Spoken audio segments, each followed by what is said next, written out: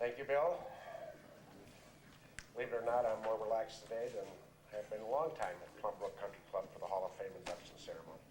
I also like to right off the bat, congratulate all the fellow inductees. I know it's a special day for you as it is for me.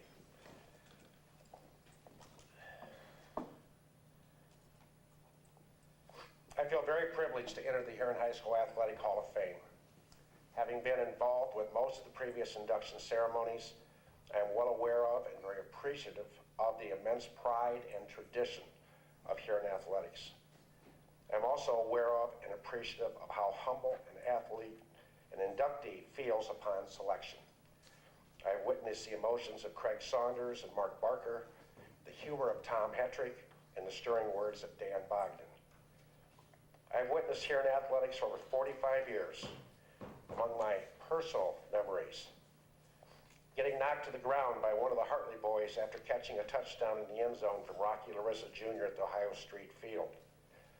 Following the 1961 football team as they opened the season with 8 straight shutouts. Sneaking into football games at Ohio Street from the woods when Dick Klein and Lou Wargo weren't watching. Missing my only game of the 1961-62 basketball season at Willard when the Tigers lost their only regular season game and the referee died. Congratulating Bob Bowers on the basketball court following a game when I was 11 years old. The state championships in girls basketball, volleyball, and girls doubles tennis. Listening to Ray Dirks yelling meathead to the referees during basketball games. Watching Huron's 49-42 win over Sandusky in 1962 before the biggest crowd that I ever witnessed at Huron High School. Watching Frank Joffrey score 32 points at Fremont St. Joe the day after his father died and receiving a standing ovation from the Fremont crowd. The dedication of the wrestlers during lunch periods, the perseverance of cross-country runners, and the hard work of the football players in the weight room. Ron Moore leading the comeback at Port Clinton in 1973 when we were unbeaten and 6 points down with 40 seconds to go. The dedication of loyal Huron followers and workers such as Don Hardy, Sam Pisano, George Smith, and the H team. The hard work and support of the Huron Athletic Boosters. The very first Hall of Fame ceremony with 15 charter inductees. Getting a varsity uniform as a freshman and lettering in baseball in 1964. Helping my father Wayne, a former booster president, put up the first goalpost at the present field. Watching my brother Gary make the varsity basketball team his senior year after being the manager for 3 years. Leon Payne throwing a no-hitter at North Ridgeville, but losing 1-0 because the shortstop Dave Brown made 2 errors in 1 inning. Dave Ritter getting a technical at Milan for bouncing the ball halfway to the ceiling and Jim Quickfire McGuire of the Erie County Reporter being removed from the building. Freshman Paul Maciosi getting up and down at the 18th hole of the districts to send my golf team to the state tournament in 1980.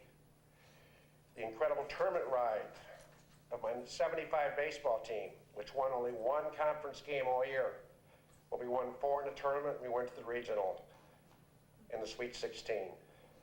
Riding the charter buses in 92, 93, and 98 for the state football playoff games. The incredible comeback against Orville in the state football semifinals in 1998. Having my golf coach tell me that he might not be able to coach that night because a dog bit him in a private area. The same person being arrested in Amherst for choking the basketball official and having to tell the Amherst athletic director, a friend of mine, that he was with me. By that way, a person is in attendance today. Would he like to stand? He declines. The perennial 1-tank trips to Ashland College for district boys basketball games. The uncontrolled enthusiasm of Prof. Joffrey during basketball games, so much so he lost his teeth in the court.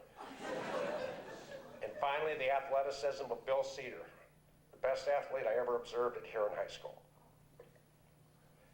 My biggest personal thrill was watching my son Rob gain 200 all-purpose yards against Huron when he played for Norwalk. My biggest personal disappointment was that Rob didn't complete his career at Huron. My personal hope is my son Todd realizes his gift and achieves his dream in golf. I've been blessed to have been raised in Huron and play sports, teach, coach, be an assistant principal and athletic director for the Tigers. I was fortunate to have coaches like Klein, Hagee, Ford, Green, Seipel, and Richards. Principals like Studer and Folger and Klein, and fellow coaches like Manafo, Bowers, Needham, Hamrock, Legando, and Caparini, to name a few. And certainly friends like Pisano, Beach, Legando, Joffrey, Majoy, and Ritter. I love being an athletic director, and never did I not want to go to work in the morning.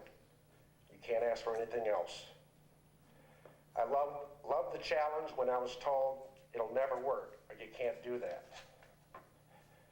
I've never lost my love for teaching and coaching, and I'm thrilled to have the opportunity today to be a head basketball coach.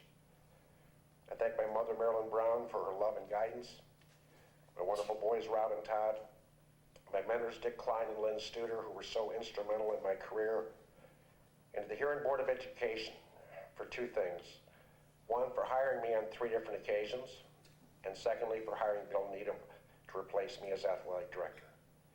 Pride and tradition have been a staple of Huron athletics for many, many years. I embrace and support that concept from the bottom of my heart. Thank you.